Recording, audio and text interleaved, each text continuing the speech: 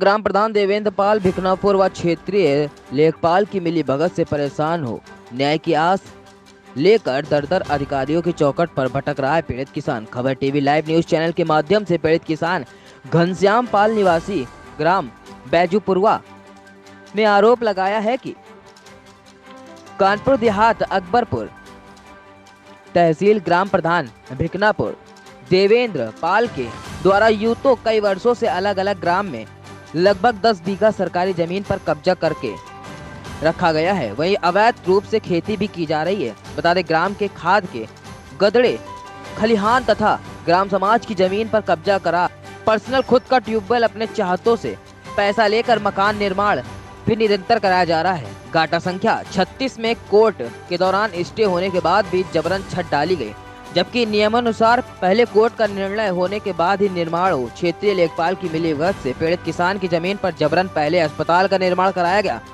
प्रार्थी किसान द्वारा प्रशासन को प्रार्थना पत्र दिया गया, अवगत कराया गया, परंतु रसूखदार दबंग ग्राम प्रधान अस्पताल पर स्टे होने के उपरांत भी निर्माण कराकर आपका घनश्याम पाल समस्या क्या आपकी? हमारी समस्या ये है भैया कि हमारा ग्राम प्रधान बहुत ही दबंग है। कौन से ग्राम प्रधान? मैं बैजूपुरवा का रहने वाला हूँ। राजस्व ग्राम भिखनापुर है। उसने सरकारी जमीन पे कब्जा कर रखा है, जिसका हम 2019 से मतलब प्रार्थना पत्र दे रहे हैं, लेकिन कोई कार्रवाई नहीं हो रही। कौन सी तहसील है? अकबरपुर थाना रूड़ा। क्या समस्या है आपकी? तो इसी समस्या के कारण उसने हमारे खेत पे 36 नंबर पे जो है अस्पताल पास करवा दिया, जो मिलजुला नंबर है। तो हमने प्रशासन से बहुत रिक्वेस्ट किया, जब सुनवाई नहीं हुई तो हमने कोर्ट में प्रार्थना पत्र दिया, तो हमें वहाँ से स्टे मिल गया। किस बात का स्टे? निर्माण कार्य, अस्पताल का निर्माण कार्य रुकवाने के लिए। अच्छा, क्या वो किसकी जमीन में बन रहा था? वो जमीन हमारी जमीन में बन रहा था, 36 का में। अच्छा, तो अब हमने जब उसकी खितौनी वगैरह आपके पास है? हाँ, वो हमारे पास सब कुछ है, खितौनी है उसकी, इंतखाब सब कुछ है। तो कोर्ट में वो मामला होने के बावजूद उसने पैसा लेके 2 लोगों का कब्जा करवा दिया, छत डलवा दी 36 का में। प्रशासन चाहे तो इंक्वायरी कर सकता है। आपकी अराजी में डलवा दी? हाँ, ग्राम सभा की अराजी 36 है, 36 नंबर, जिसपे हमारा स्टे है। उसी पे उसने छत डलवा दी पैसा लेके, और गांव में कई लोगों से पैसे लेके कब्जा करवा रहा बहुत बेशकीमती जमीन पर। हमारा एक खेत है 32 नंबर, गाटा संख्या 32, जिसमें हमने आलू बोए हुए थे। हम तो किसान आदमी, मजदूर आदमी है।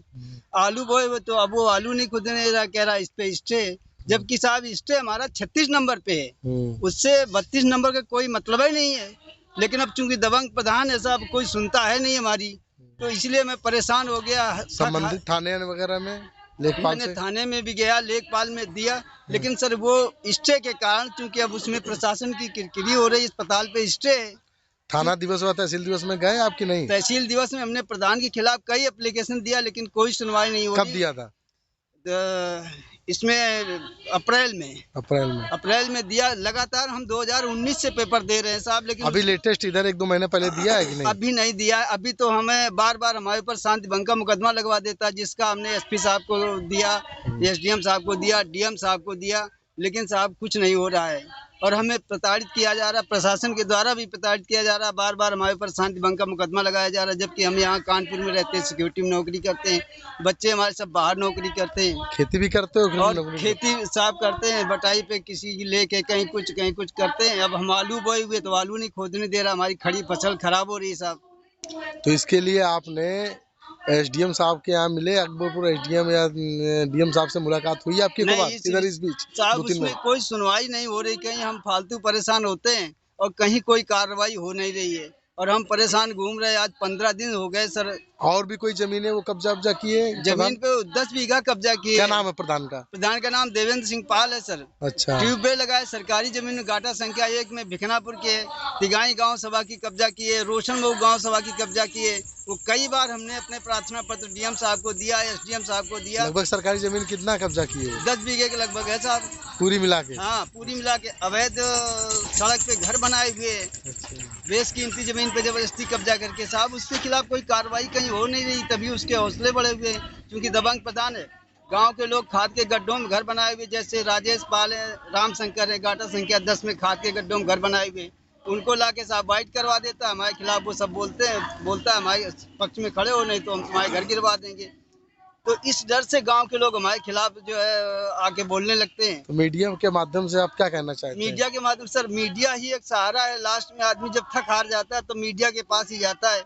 तो मीडिया के सहयोग से हम ये चाहते हैं कि एसपी साहब, जिलाधिकारी महोदय हमारी फरियाद को सुने साहब और हमारे ऊपर ध्यान दें और हमारी जो समस्या है उसका निराकरण करें।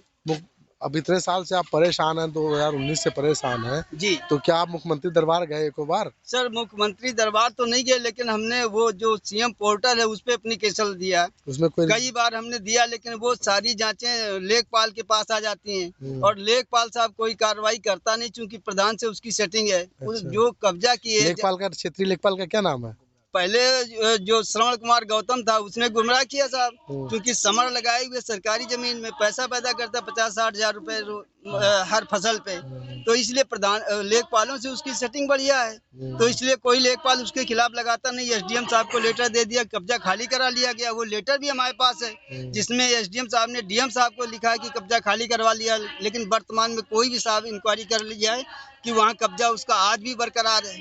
आज भी वो अपनी फसल जोत बो रहा है, ट्यूबवेल आज भी उसका लगा हुआ है। तो हम ये चाहते हैं सरकार कि हमारे आलू जो है, जो फसल हमारी खराब हो रही है, उस पर प्रशासन हमारे आलू खुदवाए साहब। और हमारा कोर्ट से स्टे, हम स्टे का अनुपालन कर रहे हैं और प्रधान अनुपालन नहीं कर रहा कोर्ट का। 2 घरों पे उसने लिंटर डलवाया हमारा स्टे के होने के बावजूद भी साहब, पैसा लिया। आगे अगर आपकी सुनवाई नहीं होगी तो कहाँ जाओगे फिर? क्या करोगे? फिर मुख्यमंत्री के पास ही जाएंगे, वही करेंगे। अब अनशन पे परिवार सहित जाएंगे साहब वही मुख्यमंत्री दरबार में। अनशन पे वहीं बैठेंगे जाके, हम क्या करेंगे।